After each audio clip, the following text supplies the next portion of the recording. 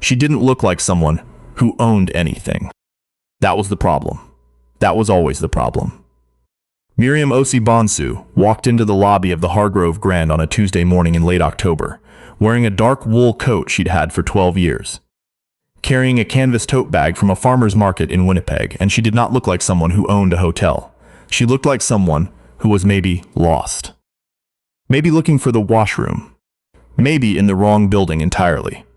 The Hargrove Grand sat on the corner of King and Bay in Toronto. 42 floors of glass and pale stone, and the lobby smelled the way expensive lobbies always smell.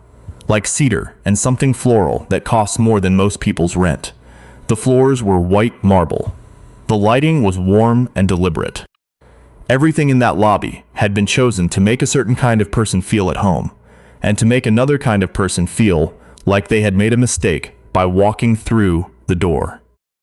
Miriam had not made a mistake. She had, in fact, built the room she was standing in. But she didn't announce that. She never announced it. She walked in the way she always walked in. Quietly, eyes taking in everything, hands wrapped around the strap of her bag, and she crossed the lobby toward the concierge desk near the east elevators. She'd gotten a call that morning from her operations director, Terrence Ossie, saying there was a situation developing on the upper floors that needed her attention. She hadn't been to this particular property in 4 months. She wanted to see it with fresh eyes before anyone knew she was there. She almost made it. The woman who stopped her was named Suzette Halloran. Suzette had been working at the Hargrove Grand for 11 months, and in that time, she had developed a particular instinct, or what she believed was an instinct, for reading people. She was 28, blonde, with the kind of posture that comes from being told since childhood that presentation matters. She wore her lanyard with her badge turned forward, always, and she smiled at guests in a way that had been trained into her during orientation. She was not smiling now. "Excuse me." Suzette stepped out from behind the guest services desk, positioning herself between Miriam and the elevator bank. "Can I help you?" Miriam stopped. She looked at Suzette. She had heard this particular tone of voice more times than she could count, and she recognized it the way you recognize a smell, before you've even consciously registered what it is. "I'm heading up to 40, Miriam said. 40. Suzette repeated the number like it was a foreign word. "That's the executive floor." "Yes," Miriam said. "I know. Do you have an appointment?" "I don't need an appointment." Suzette tilted her head. It was a small movement, barely visible, but it carried a full sentence inside it. "I'm sorry," she said, in a way that made clear she wasn't, "but access to the executive floor is restricted. It's for registered guests and authorized personnel only.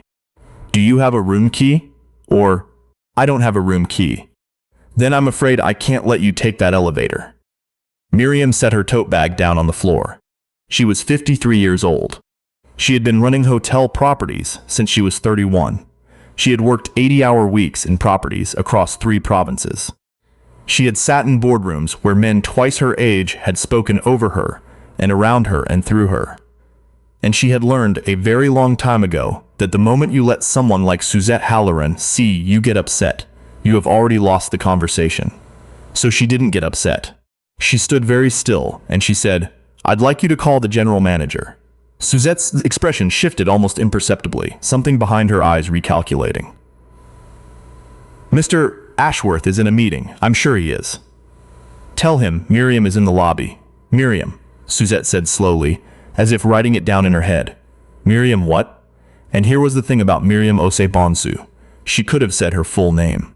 She could have said it right then, and watched Suzette's face go through whatever it was going to go through. But she didn't. She had spent her whole career being forced to prove herself to rooms full of people who had already decided what she was before she opened her mouth, and some mornings she was just tired of it. Some mornings she wanted to see the thing clearly. She wanted to see it without the name, without the credential, without the title attached. She wanted to see what was actually happening in her own lobby, in the hotel she had financed and designed and opened 12 years ago. In the city she had chosen specifically because she believed it was better than this, so she said, "Just Miriam. He'll know." Suzette's chin came up slightly. "I'm sorry, I can't page the GM for." for someone who won't give their full name. That's not how this works. She glanced back toward the front desk, where a younger man, Callum, had been watching from behind a computer screen. He looked away immediately. If you'd like to take a seat in the lobby, I can have someone from our guest services team. I don't want to sit down. Then I'm going to have to ask you to. You're going to have to ask me to what? The lobby had gone very quiet. Not silent. There was still the sound of the revolving door, the distant chime of an elevator, the muffled noise of the city outside. But the particular human noise of the space had stilled. Two women in business attire near the concierge desk had stopped their conversation.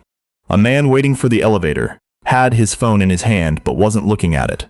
Suzette said, more quietly, I don't want to have to call security. Miriam looked at her for a long moment. Go ahead, she said. If you've ever watched someone realize they've made a mistake, not suspecting it, not edging toward it, but the full, clean, crystalline moment of realization, then you know that it rarely looks dramatic. It doesn't look like a thunderclap. It usually looks like nothing at all. The face just goes somewhere else for a second. The eyes lose their focus. The body gets very still. Callum had been watching this whole exchange from behind the computer. He was 23 and had been at the hotel for 4 months, and unlike Suzette, he had actually done the reading during his onboarding. He had read the company history. He had read the founder profile that was included in the staff welcome package. There was a photograph in that document, a professional 12 years old, but recognizable. He picked up the desk phone very quietly, and he dialed an internal extension. Suzette, who did not know any of this was happening behind her, had already turned toward the security station near the side entrance. The guard there, a large, quiet man named Darnell, had been watching from the moment Suzette left her desk. He had also done the reading. He made no move toward the elevator or toward Miriam. He simply stayed where he was. Suzette spoke to him in a low voice. Darnell said, I'm not removing that guest, Suzette. She's a guest of this hotel. His voice was very even. I'm not removing her. Suzette turned back. Miriam had not moved. She was standing in the middle of the lobby with her tote bag at her feet, and she was looking at the ceiling, the way a person looks at a room they designed. Not with admiration, exactly, but with the particular attention of someone who remembers every argument that went into every choice. The ceiling was coffered, painted a deep charcoal that had taken 3 rounds of samples to get right. She remembered that. The elevator. The elevator chimed. Paul Ashworth, the general manager of the Hargrove Grand, came across the lobby at something between a walk and a run. He was 51, silver-haired, had been with the property for 6 years, and had been called from his meeting by a panicked intern who had just seen something on the lobby camera feed that made him forget everything else entirely. Miriam. He reached her with both hands extended, the way you reach someone you're relieved to see. I'm so sorry. I didn't know you were coming in today. I would have had someone. I didn't tell anyone I was coming, she said simply. That was the point. Paul's jaw was tight. He turned toward Suzette, who had gone the color of old paper. Suzette said, I didn't know who. No, Paul said carefully. You didn't. He looked at Miriam. Should we go up? Miriam picked up her tote bag. She looked at Suzette one more time, not with anger. There was something more complicated in her face. Something that had been accumulating for a very long time, she said. Miriam nodded once. Then she stepped past her and walked toward the elevator. This is the part of the story that people want to be simple. They want Suzette to be a monster, and they want the ending to be clean. They want Miriam to have said something devastating, something that could be quoted and shared. And they want Suzette to have been immediately and dramatically humiliated in front of every person in that lobby. But that's not quite what happened. And if you want to understand what actually happened, you have to understand who Miriam Bonsu was. Not just what she owned, who she was. She was born in Accra, Ghana, and came to Canada with her parents when she was 7 years old. They settled first in Mississauga, then in Hamilton. And her father, Emmanuel, worked in a steel plant, and her mother, Josephine, worked in a hospital laundry for the first 8 years they were in the country, and then saved enough to open a small cleaning company that became, over the course of a decade, Not small at all. Miriam had watched her mother build something from a standing start, and she had absorbed the lesson not as a story about money, but as a story about vision. About seeing the thing you want so clearly that other people's disbelief in it becomes, almost literally, irrelevant to you. She had studied hospitality management at Ryerson. She had worked in hotel properties across the country, starting at the bottom, the way everyone starts at the bottom. And she had been treated the way she was treated today, more times than she could count. And she had carried every single one of those experiences with her into every room she ever sat in, every building she ever designed, every policy she ever wrote. The Hargrove Grand Staff Handbook had a section, unusual among hotel properties at the time she wrote it, about what she called dignity protocols. It wasn't called that officially. It was embedded in the guest services training, in the security guidelines, in the language used during onboarding. The core of it was simple. Every person who walks through this door is a guest until proven otherwise. Every person is to be treated as though they belong here, because they do. This hotel exists for all of them. She had written that section herself, in a hotel room in Halifax, at 2 a.m, 11 years ago, after a version of the thing that happened this morning had happened to her in a restaurant in Vancouver. The thing she thought about in the elevator. The thing she turned over in her mind, while Paul Ashworth stood beside her in uncomfortable silence, was not Suzette. Not really. Suzette was a symptom. Suzette was what happens when a thing doesn't get addressed, when the policy exists, but the culture hasn't caught up, when the words are in the handbook, but no one has sat with them long enough for them to become instinct. The thing she was thinking about was the handbook, and whether it was enough. Up on 40, in the conference room with a view of the lake, Miriam spent 4 hours in meetings, operations. A staffing issue that had been building for 2 months. A renovation proposal for the third-floor lobby bar. Numbers. Projections. The ordinary material of running a business. Paul had cleared his afternoon. He sat across from her at the table, and at some point in the second hour, he said quietly, "I want to talk about what happened downstairs." "I know," she said. "I want you to know that it doesn't reflect. It reflects exactly what's happening, Paul." She set down her pen. "That's the value of walking in unannounced. You see what's actually there." She wasn't angry. Her voice was the voice of someone who has been through this process enough times. "Tell me about Suzette's onboarding," he told her. It was standard. 4 days. The modules. The handbooks. "Did anyone sit with her?" Miriam asked. "One-on-one. A conversation about the culture of this property. Not the rules, the culture." Paul was quiet for a moment, not formally. "That's the gap," she said. And she made a note. She did not fire Suzette that day. This surprised some people later, when word got around. And in any building with 42 floors and a staff of 230, word always gets around. What she did instead was ask Paul to schedule a meeting for the following week with Suzette and the head of guest services, and her, if Suzette was willing. Suzette was willing.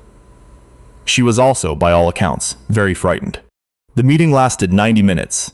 Miriam did not spend those 90 minutes making Suzette feel terrible. She spent them asking questions.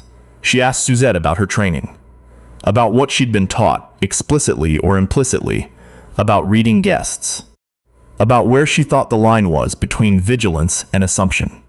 Not the error of it, but the mechanics. Lucid. What had she seen? What had she concluded from it? What had she never stopped to question? It was not a comfortable conversation. Suzette cried at one point, briefly, and Miriam waited and did not soften the moment with reassurance, because some moments shouldn't be softened. But she also didn't press into the discomfort for its own sake. She was not interested in theater. She was interested in whether Suzette understood what she had done and why it mattered. By the end, she thought she did. Suzette stayed. She was moved from guest services to a cross-training program that Miriam put in place across all 4 of her Canadian properties. The one she'd been developing quietly for 2 years, which took promising frontline staff through 6 months of rotation across departments, with regular debriefs with senior leadership. It was expensive. It was also the best investment she made that year. Callum, the young man behind the desk, who had recognized her and made the call upstairs, was offered a junior coordinator position in operations 3 months later. He took it. Darnell, who had refused to remove a guest he recognized as the founder of the company from her own lobby, received a commendation in his file and a raise at his next review. None of this was public. There was no press release. The Hargrove Grand did not put anything on social media. Miriam had never been interested in the performance of doing the right thing. She was interested in actually doing it. But there was one moment, near the end of that meeting with Suzette, that stayed with Miriam afterward. She has thought about it many times since, though she has never spoken about it publicly until now. Suzette looked at her across the table and said, "Can I ask you something?" "Go ahead," Miriam said. "Did you know, when you walked in, did you know something like that was going to happen?" Miriam considered the question. She considered it seriously, the way it deserved. "I hoped it wouldn't," she said finally, "but I wasn't surprised that it did." Suzette nodded slowly. "Does it ever?" She stopped. Started again. "Does it ever stop?" Miriam looked at her for a moment. Then she looked out the window at the lake, which was gray and enormous, and very still.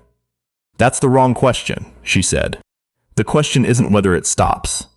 The question is what you build in the meantime." She picked up her pen. She pulled the notepad toward her. "And what you build," she said, "has to be good enough to outlast it." Outside, the city moved away. Cities move, without waiting, without ceremony, without pause for anyone's small revelations. The lake stayed gray. The building stayed standing. The Elevarium Osi Bonsu, who had built this place from nothing, who had put her name on the deed and her mother's vision in the walls, turned back to the work.